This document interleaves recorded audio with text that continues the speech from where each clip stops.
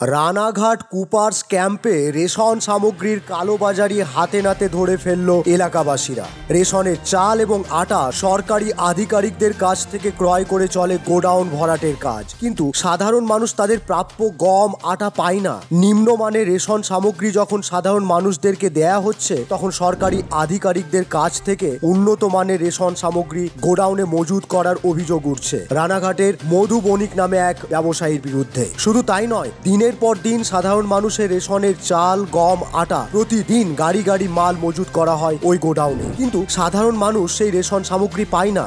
অপরদিকে কালোবাজারি করে রেশন সামগ্রী কিনে কিভাবে তিনি গোডাউনে মজুদ রাখছেন তা নিয়েই উঠছে প্রশ্ন। যদিও রেশন দুর্নীতি কাণ্ডে ইতিমধ্যে রানাঘাটে কেন্দ্রীয় তদন্তকারী সংস্থা অভিযান চালিয়েছে, তারপরেও দিনের পর দিন জনসম্মুখে এইভাবে রেশনের কালোবাজারি উঠে এলো নদিয়ার কুপার্স এলাকা থেকে। তবে স্থানীয় সূত্রে জানা যায়, এই মজুদ করা চাল গম আটা কালোবাজারি করে রাইস মিলে পাঠিয়ে দিচ্ছে ওই ব্যবসায়ী। আবার সেই সমস্ত সামগ্রী রাইস মিল থেকে পৌঁছে যাচ্ছে ফুড সাপ্লাই অফিসে। তাতে করেই বড়সড় রেশন দুর্নীতির অভিযোগ তুলছেন এলাকাবাসীরা। এদিন এলাকার স্থানীয় বাসিন্দারা এই ঘটনা হাতে নাতে পাকড়াও করে ফেলে। দোকানের সামনে ভিড় করে গাড়ি সমেত রেশন সামগ্রী আটকে দেন এলাকাবাসীরা। এই ঘটনাকে কেন্দ্র করে ব্যাপক চাঞ্চল্য ছড়িয়ে পড়ে এলাকায়। যদিও সংবাদ মাধ্যম খবর সংগ্রহ করতে গেলে সেখান থেকে পালিয়ে যায় সেই গোডাউনের মালিক মধু বণিক। তবে প্রশাসনের নাকের ডগা দিয়ে কিভাবে রেশম সামগ্রীর কালোবাজারি চলছে তাই নিয়ে উঠছে প্রশ্ন। এলাকাবাসীর দাবি, স্থানীয় তৃণমূল নেতৃত্ব এই সমস্ত ব্যবসায়ীদের মাথায় হাত দিয়ে রেখেছে বলে দিনের পর দিন রেশন সামগ্রীর কালোবাজারি নদিয়া জুড়ে চলে আসছে। তাদের দাবি, অবিলম্বে এই কালোবাজারি বন্ধ হোক এবং সাধারণ মানুষ তাদের ন্যায্য রেশন পাক। যদিও এই ঘটনায় পুলিশের নিষ্ক্রিয়তার অভিযোগ তুলেছেন এলাকাবাসীরা। এখন দেখার কতদিনে এই কালোবাজারি ঘটনার সুরাহা করে প্রশাসন। নদিয়া থেকে কুহেলি দাসের রিপোর্ট, বিশ্ব টাইমস। আমরা সাধারণ মানুষ আমরা দেখছি যে এই প্রত্যেক মাসে আমাদের এখান থেকে রেশনের চাল এখান থেকে লোড করে চলে যায়, কিন্তু কে নিয়ে যায়, কার আন্ডারে যায়, কার কী বৃত্তান্ত এসব তো আমরা জানি না। আমরা প্রতিদিন দেখি, প্রায় দেখি এখন গাড়ি গাড়ি মাল আসছে, গাড়ি গাড়ি মাল এখান থেকে লোড হচ্ছে। প্রশাসন দেখে বিষয়গুলো? প্রশাসন অবশ্যই দেখে। প্রশাসন দেখবে না তাহলে তো কোনো ব্যবস্থা নিচ্ছে? প্রশাসনের কোনো ব্যবস্থা নেওয়া নিচ্ছে না।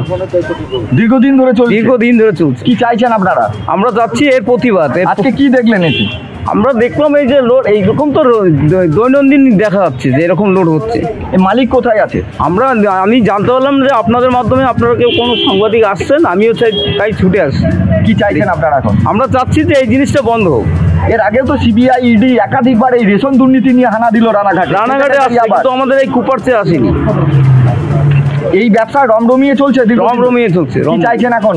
আমরা চাচ্ছি এটার জন্য বন্ধ হোক। যে এরকম বস্তা ভর্তি গম চাল সব লরি ভরে ভরে যাচ্ছে আবার আসছে, এগুলো সাধারণ মানুষের পাওয়ার যোগ্য, কিন্তু সাধারণ মানুষ যদি না পায় এগুলো, তাহলে তো আমরা তার প্রতিবাদ করব। কেন এটা গরিব মানুষের চাল ডাল গম গরিব মানুষ পাক, উপযুক্ত ওরা পাক, কিন্তু এরা দিনের পর দিন এরকম চাল ডাল এরা ই করছে, চুরি করে বিক্রি করছে, এটা তো আমরা করতে দেবো না। আমরা চাইছি যে সাধারণ মানুষ এগুলো পাক, গরিব মানুষের জন্য যখন এসেছে গরিব মানুষই পাক। এর আগেও তো রানাঘাটে একাধিকবার এই রেশন দুর্নীতি নিয়ে সিবিআই ইডি হানা হলো, সে জায়গায় দাঁড়িয়ে আবারও এই একই দুর্নীতি। হ্যাঁ, একই দুর্নীতি, এর সাথে তৃণমূলের হাত আছে, এই জন্য দুর্নীতিগুলো করতে পারছে। তৃণমূল এদের সাহায্য যদি না করে তাহলে কিছুতেই এরা এরকম করতে পারে না। রেশনের যে সামগ্রী আসছে সেই জায়গায় দাঁড়িয়ে সরকারি আধিকারিক কি করছে? তাহলে তা সহযোগিতা করছে। সহযোগিতা যদি না করে তাহলে তো এরা এত সাহস পায় না। দরিদ্র মানুষরা তো বঞ্চিত হচ্ছে। হ্যাঁ, মাসের পর মাস এরকম হচ্ছে, এটা তো আমরা করতে দিতে পারি না। আমরা চাইছি যে উপযুক্ত যারা গরিব মানুষ আছে, যাদের পাওয়ার যোগ্য, তারা পাক, কিন্তু এইভাবে দিনের পর দিন এরা দুর্নীতি করে চাল ডাল এগুলো গরিব মানুষদের না দিয়ে নিজেরা বিক্রি করে নিজেদের ঘরে আলমারি টাকা ভর্তি আলমারি ভরে ফেলবে টাকা দিয়ে, এগুলো তো আমরা চাই না। আমরা এর উপযুক্ত ব্যবস্থা শাস্তি চাই।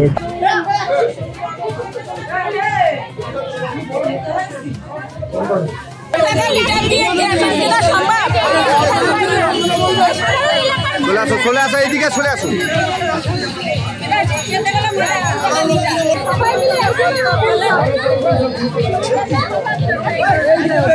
আর আমাদের যে চাল দেওয়া হয় চাল